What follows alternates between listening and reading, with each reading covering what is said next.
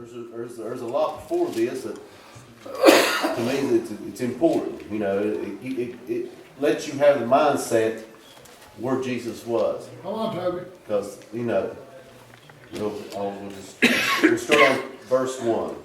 It says, "Now a certain man was sick named Lazarus of Bethany, the town of Mary and her sister Martha.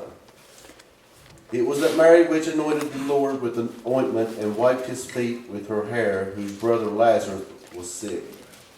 Therefore his sister sent unto him, saying, Lord, behold, he whom thou lovest is sick. When Jesus heard that, he said, This sickness is not unto death, but for the glory of God, that the Son of God might be glorified thereby." Jesus was, he was in Jordan when he got this message. And most of the time, you know, when Jesus had done these miracles, you know, these miracles was all about glorifying his Father, to let people know that it was all about him. Come on, Toby. But, you know, in this verse, when he says, "This sickness is not unto death," he knew then that Lazarus wasn't going to die. That he was sick, but he wasn't going to die. But for the glory of God, that the Son of God might be glorified thereby. He was going to be taking glory for this miracle. You're right. And as some of the Bible scholars know, that this one miracle, it glorified him to the point that started the death. You're right. He knew that this was like the straw that broke the camel's back with the Pharisees, the Sadducees. He knew that this was going to be. He wanted the glory. Come on, bro. He wanted people to say, "Here I am. I am the Son of the living God." Yeah, resurrection. And I'm resurrecting this man, Come on, Toby. and I'm taking it. I want the glory. Before, you know, I mean, if you read in the other miracles, it was about, you know, the Father. And he asked the Father's permission, and he wanted to be known to his disciples. But, you know, in this instance, you know, it struck me, he said, that the Son of God might be glorified. He wanted himself. You're right. Because he knew that this was going to start the end. It says, "Now Jesus loved Martha and her sister and Lazarus. When he had heard, therefore, that he was sick, he abode 2 days still in the same place where he was. Then after that saith he to his disciples, Let us go into Judea again. His disciples say unto him, Master, the Jews of late sought to stone there, and goest thou hither again? Jesus answered, And there are not 12 hours in the day? If any man walk in the day, he stumbleth not, because he seeth the light of this world. But if a man walk in the night, he stumbleth, because there is no light in him." There's several lessons in this. Oh, yeah. And it's probably why they didn't include the whole chapter, because, you know, you could really dig deep in each one of these. But I like to touch on the whole chapter because, you know, let's be honest, some of us probably won't read this chapter again. You know? So I want to touch it. So, Come on, Toby. we need to be, you know, he waited. It took the messenger 1 day to get to Jesus. Jesus knew right then that Lazarus was already dead. He waited 2 more days. Then he knew that it was going to take him a day to get back. So that was going to be 4 days. And a lot of the Jews believed that when you died, the spirit hung around for 3 days. In the past, when he would heal, 2 other times he healed people from the dead. It was on that same very day that they died when he healed them. So he wanted to make this very clear. I mean, we know it now when you study it, but in his mind and his thinking, He wanted to make it very clear that this was no 3-day spirit waiting to come back into any body. So that would really exclude any doctrine that would pertain to that kind of a faith. And then he really wanted to say 4 days. Now, we all know, well, we'll get to it when I get to Mary. It says, these things said he, and after that he said unto them, our friend Lazarus sleepeth, but I go that I may awake him out of sleep. Then said his disciples, Lord, if he sleep, he shall do well. Howbeit Jesus spake unto his death. But they thought that he had spoken of taking of rest and sleep. They thought he's sick, he's sleeping, he's being comforted, and probably taken care of. We need to let him rest. Jesus knew then, he explained to them, no, he's dead. Then Jesus said unto him plainly, Lazarus is dead, and I am glad for your sakes that I was not there, to the intent ye may believe. Nevertheless, let us go unto him. Well, they knew how long it was going to take to him. He said, I'm glad I wasn't there because you'd want me to heal him. You've seen me. He was talking to his disciples. You've seen me heal the sick, the blind, and rose people from the dead on that same day. He said, you've seen me heal thousands of people sick. You're right, Toby. He said, but I want you to see it. He said, it wouldn't have mattered to the disciples if he went to Lazarus and he healed him. But it would matter. It would be a lot excavated or a lot more when he went back there and resurrected a man that had been dead for 4 days. Then said Thomas, which is called Didymus, unto his fellow disciples, let us also go that we may die with him. Then when Jesus came in, he found that he had lain in the grave 4 days already. Here you got Thomas doubting. This was Thomas the doubting Thomas. He was twin. So he said, well, we might as well. They were a little scared of going back because, they were going back into the fire. He said, well, let's just go back and die with him, Now Bethany was, because see, Jerusalem was the hot spot for Jesus. They were out to get him. It was just 2 hours away from Jerusalem.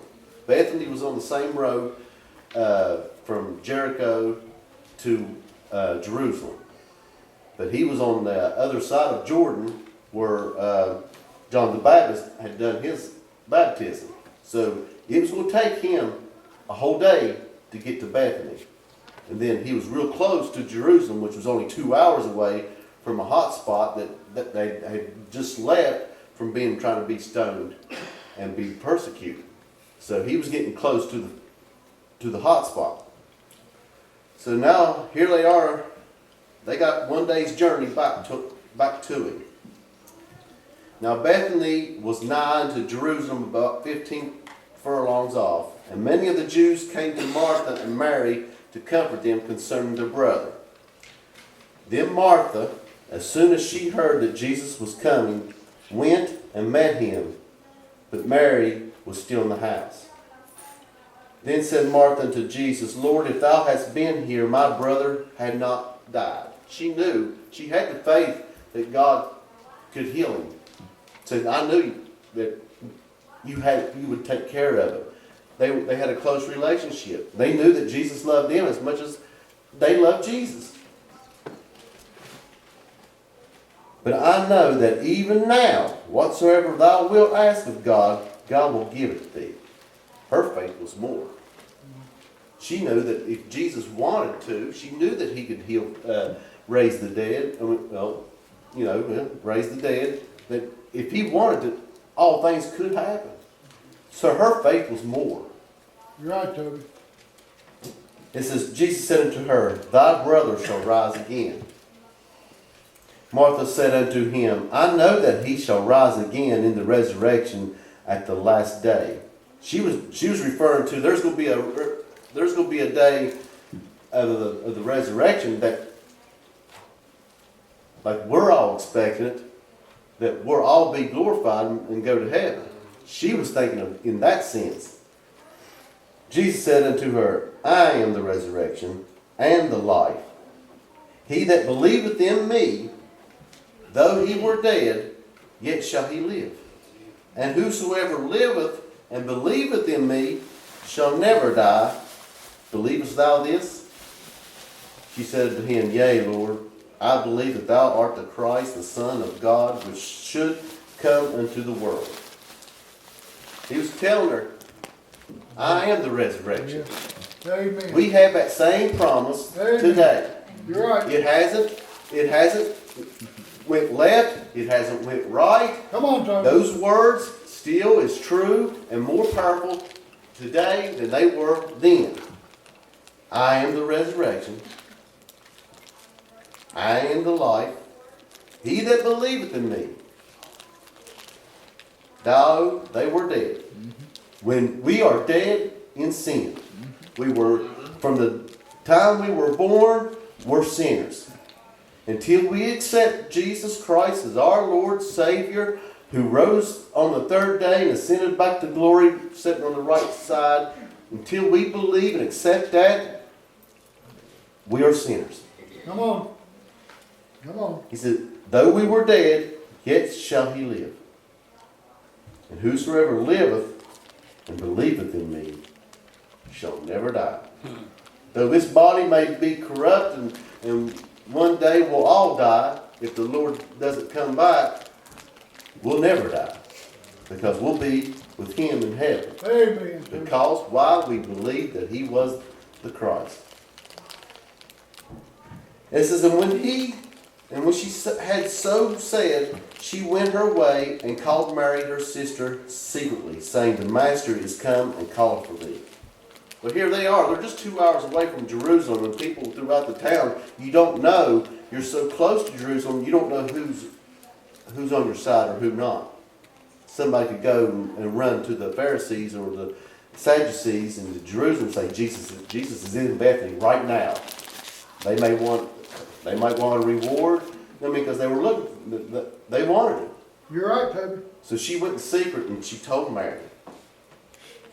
And as soon as she heard that, she arose quickly and came unto him.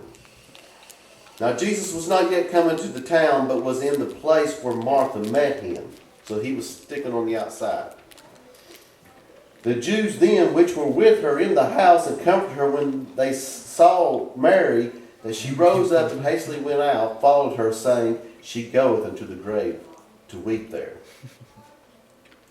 They thought she was in mourning. And then when Mary was come where Jesus was and saw him, she fell down at his feet, saying unto him, Lord, if thou hadst been here, my brother had not died. She was sorrowful. She was hurt. She knew that Jesus was the answer. But like Mary, her faith ended there. It wasn't as Martha. Martha said, I know that if you want this to be undone, I know it can. But Mary was distraught with so much grief that she said, if you would have. But that's where her faith ended, and Martha still remained. When Jesus therefore saw her weeping, and the Jews also weeping, which came with her, he groaned in the spirit and was troubled. And he said, where have ye laid him? They said unto him, Lord, come and see. And Jesus wept. Now here you have Jesus, the Son of God, weeping for a man that he knows that he can raise again. Now you got to take it in your mind. He knew when he left 3 days before, he knew that he was going to resurrect Lazarus. What hurt him was that he had to put the pain on the Mary, the Martha, the Jews, and he wanted this to be. This is me personally thinking. He wanted no doubt. He didn't want any doctor to say that there was spirit. His soul was lingering around for 3 days. He waited 4. He wanted it to, in that part of the region, it was hot. Body been dead 4 days. And what does, Kara helped me a little bit last night. I said, Kara, Google what the body is in 4 days. She said, I got 3. I said, that's close enough, But this is what the body will look like with 3 days being dead. Gases in the body tissue form blisters on the skin. The whole body begins to bloat and swells grotesquely, especially if it's hot. Fluids leak from the nose, mouth, eyes, ears, and rectum and urinary openings. So in 4 days, now that was 3 days, so you're at another 4. So you could see what this body is going to look like. Mess. And I'm a UPS, y'all all know I'm a UPS driver, and I'll see dogs die. And I'll see them from the very front day, and they'll be in a section.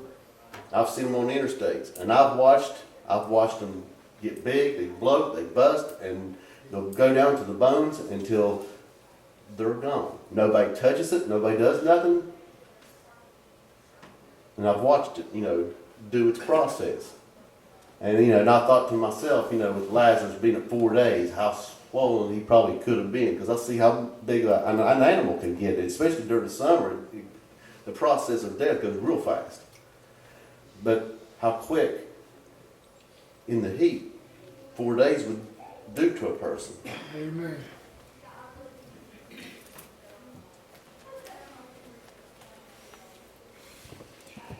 Then said the Jews, behold, how he loved him.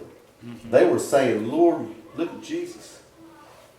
He loved this man. He loves him just as much as he loves you today. Come on, Toby. You're right. There's no separation between Lazarus and us. We are all God's children. He feels in that human form, even though he is God of all, he's still that man that feels the hurt for Lazarus and for you. When you're not one of his child, it hurts him. He wants you to make him his master. And some of this said, could not this man which opened the eyes of the blind have caused that even this man should not have died? So they're all questioning, could he have done something? Jesus therefore again groaning in himself, coming to the grave. It was a cave, and a stone lay upon it. So, Jesus he's hurt. But it's for the sake that so many people had to hurt for his self to be glorified. And that hurt him. Because he knew the outcome. He knew what he was trying to do. But he was hurt.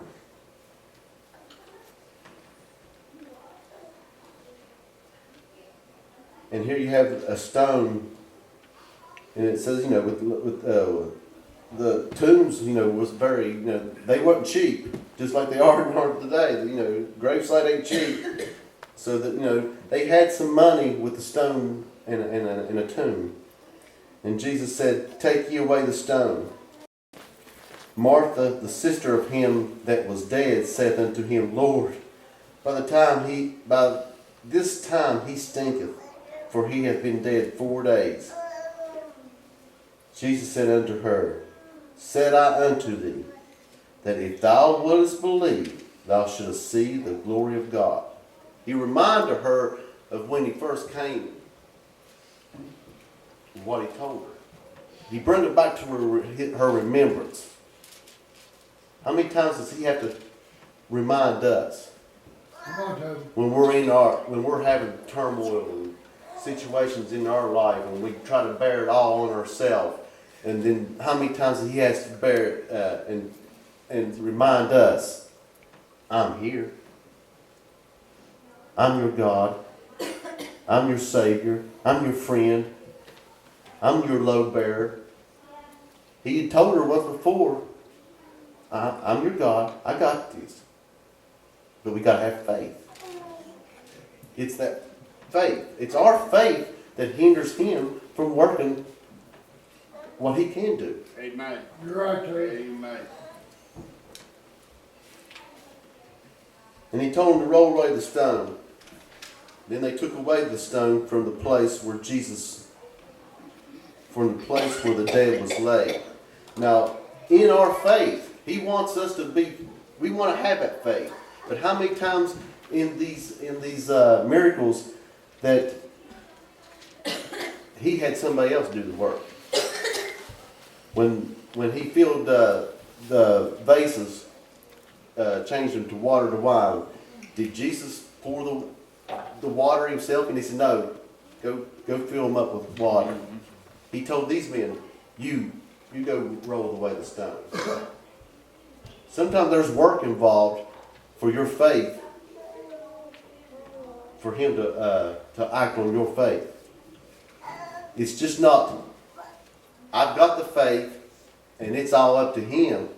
Granted, it can be done. But sometimes, a lot of times, when you watch these miracles and read about them and study about them, he's implementing you in the works of these miracles. Sometimes he wants you to act on it. Sometimes he wants your help to get to that miracle. So he had them to roll away the stone. And he says, Father, I thank thee that thou hast heard me.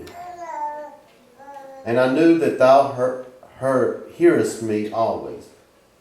But because of these people which stand by, I said it, that they may believe that thou hast sent me. I can imagine him standing in front of the grave and he told him roll. And to me, this was personal. He didn't shout this out like he told Lazarus here while we were getting ready. He said he came to God in thankfulness. And that's why we should come to him in thankfulness. With the faith that you're going to take care of it. Jesus knew that through God that he can do these miracles. Through the Father. But he has the faith that already he knew, but he was thanking him now, not after the fact, but before the fact that you're going to let me do this. And I can imagine it being quiet. He said it verbally. He said it out loud. And I can just imagine him standing there in front of that tomb, looking up and saying, thank you, Father. Thank you, Daddy. What you're going to do. And I'm going to get credit for this. They're going to look at me. And it's going to go widespread. But he knew what was going to come down because of it. He knew the steps that was going to lead to the cross. To me, it was just I can just picture it being personal. It wasn't for people to hear. It wasn't for the disciples to have a learning experience. Like, okay, this was me and Dad. And I'm going to thank you right now. Because you know I'm thanking you. And I've told him what I was going to do. And I'm thinking you're going to let me do it. And I'm thanking you that they're going to look at me as the Son of God. That it's not, the glory won't going to be coming from you, but it's going to be pointing at me. Because they're going to say, the Son of God. This has to be the Son of God that can do this. And it says, and when he thus had spoken, he cried with a loud voice, Lazarus, come forth. Here he shouted this out because he wanted everybody to hear, and he wanted Lazarus to hear. I can imagine What if he said, come forth with authority? Every tomb could have busted out. He has that authority. He has that power, but he called Lazarus out. And he said, that was dead came forth, bound hand and foot, with grave clothes, and his face was bound about with a napkin. Jesus said unto them, loose him and let him go. Here it is. He was telling them to work. One, can you imagine, I told you what 4 days was going to be. These grave clothes had probably been saturated with bodily fluids. The napkin covering up his face, you know, they was expecting, here he comes. How could a man bound like that come out of that tomb? But he did. And to me, that'd probably been my job, standing there getting ready to take that napkin off. Oh, he raised him from the dead, but I can see the cloth. It probably wasn't pretty. The tomb probably did stink. And as they took the napkin off his face and started to unbind him, he was whole. That's what he can do with us. As sinners, we are bound. We are tied up. Yep. We have blisters. We've had sores. We've been dead to Christ for a long time, and we stink. We're dead to Christ. We're dead to God, but he still sees us. He still loves us. He's calling out to you just like he did to Lazarus. Come forth. When you've heard that in your chest, in your heart, and you've heard that calling, come unto me. It's no different from him telling Lazarus, come forth. Let me take those grave bondages. Let me take that napkin off your face and let you see God in all his glory. The God that has the love. The God that will show you a better way. The God that will take all this pain away. Let me unbind you. Let me free you from that grave that you're going to go to. That's what he's doing for Lazarus, he can do for us.